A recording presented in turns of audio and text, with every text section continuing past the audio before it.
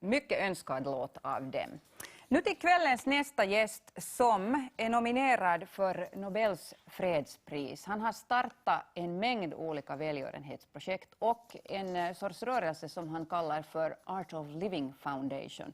Han är en tvättäkta indisk guru, tro det eller inte. En sån får ni träffa nu. Välkommen in Sri Sri Ravi Shankar.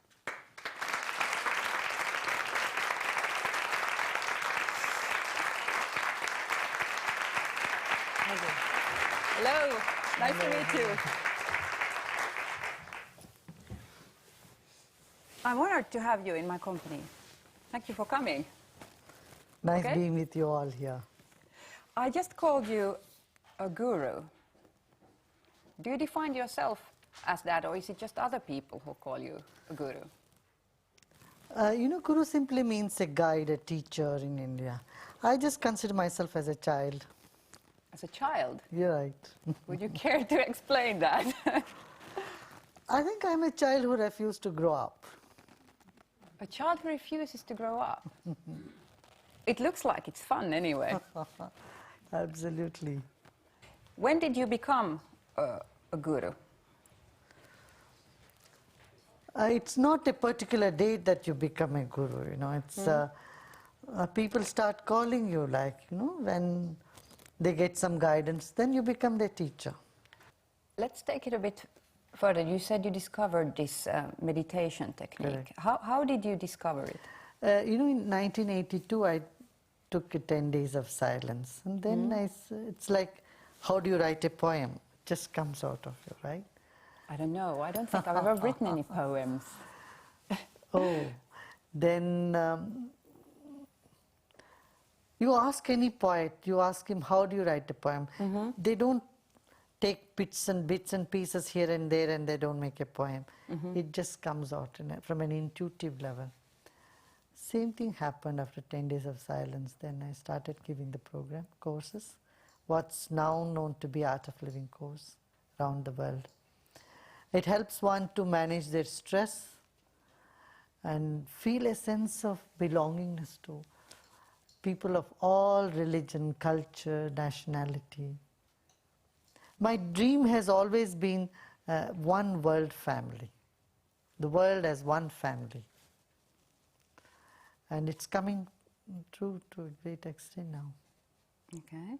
So when you do this meditation, these courses, so how do you sort of start? Because you talked about the stress, and everybody says these days people are very stressed. So where do you start? The principle behind this is the breath has a secret. Our breath, is a link between body and mind and emotions. So if you understand the rhythms of the breath, you are able to calm your mind down very quickly. So we teach certain breathing exercises and techniques. And that has helped a lot of people. Also in prisons, where people are there so uptight and so hatred and so much fear and tension, it helps them to overcome all that problems. Same with alcoholics and drug addicts.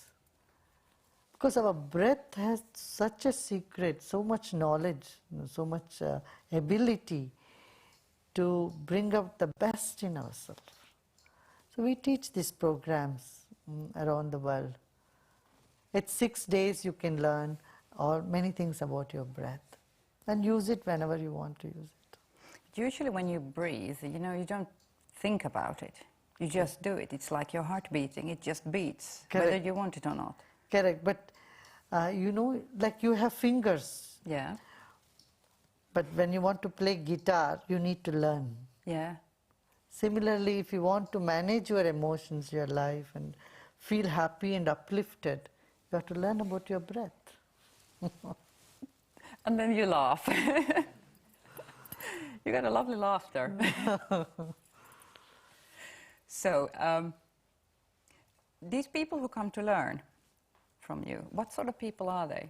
You did mention from all parts of the world, but in what sort of a life situation are they? All life situations, from corporate executives to the people in the prison, the prisoners and the guards and police, do learn.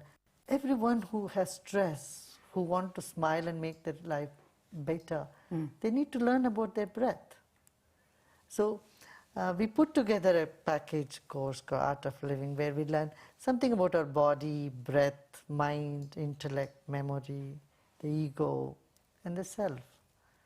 So, it brings a sense of celebration in life, at ease. You feel at ease and at home. Even students, they get so nervous when they go to exams or when they have situation to face, when there is a conflict between the boyfriend and a girlfriend, hearts are broken. I say, we'll repair all those broken hearts. And the tool is the knowledge of the self, the spiritual aspect of our life. And with some breathing technique and meditation, you are able to make yourself better.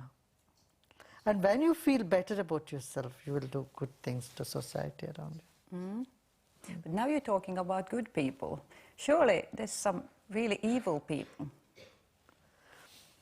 Yes, the culprits who do crime, I feel that inside them there is a victim crying for help.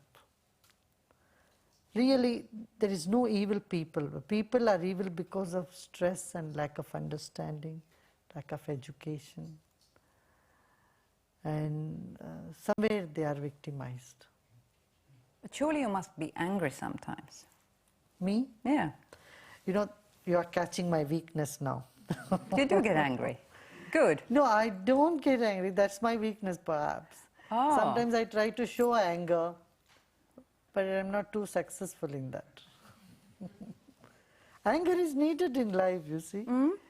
I believe so too. Yeah. Sometimes. But you should need just a balance. show anger. You should not become angry, where you lose your consciousness. What's the difference? You show anger where you really don't become angry. That anger I don't is think necessary. you've seen me when I go into a rage when you just said that.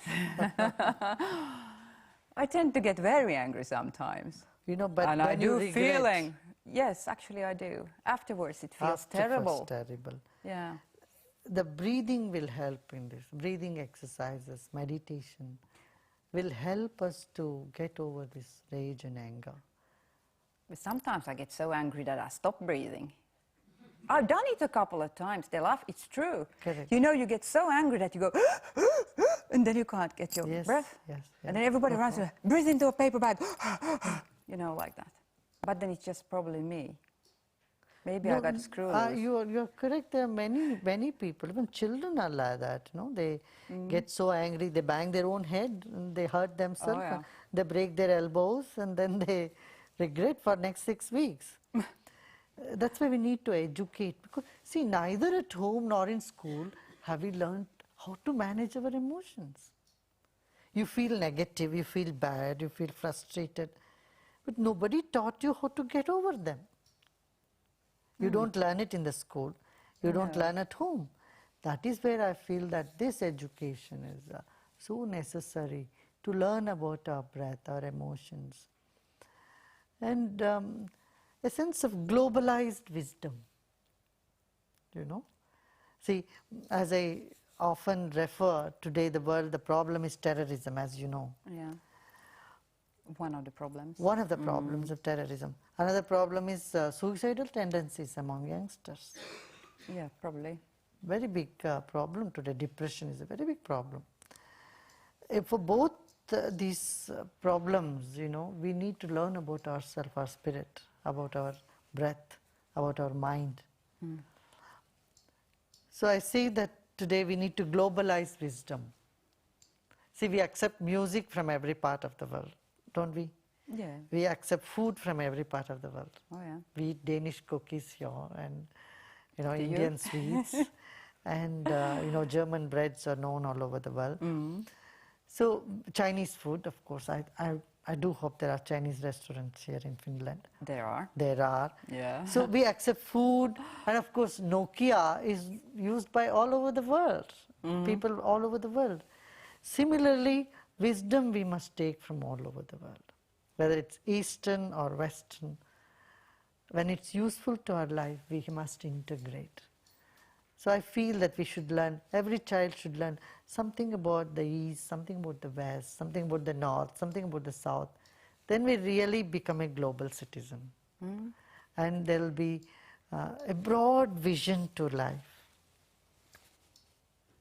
You've been meeting a lot of presidents and religious leaders and all.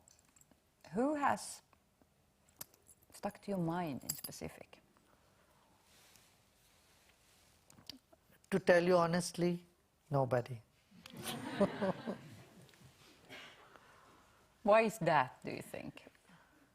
I haven't gone to analyze that because I don't see people as somebody, you know, like their position. I see them as human beings, lovely human beings. They're not all lovely. Sorry. In my eyes, if you see through my eyes, I see that they are lovely I people. envy you that. That's very nice of you to say I that. see them lovely. Of course, I saw a they don't picture have of that you with- understanding. With you know, George Bush the other day. You Was know- he lovely? You know, as I said, you know, every human being, whether they are leaders of the society or prisoners, I've gone and met many prisoners, many of those whom we call criminals. They are also lovely people. Some moments, some instances, they committed crime of which they had, you know, they didn't know. Inside, that's why I said, inside every culprit, there is a victim crying for help. There is a good side to every human being. I don't think any human being is totally bad. If he's bad, it's only his understanding, his behavior, his actions. But there is a good side to him or her. And I only see that one. That's very nice of you. It was very nice of you to come here as well. Thank you. We enjoyed his company, didn't we? Yeah. Thank you. Thank you so much for coming.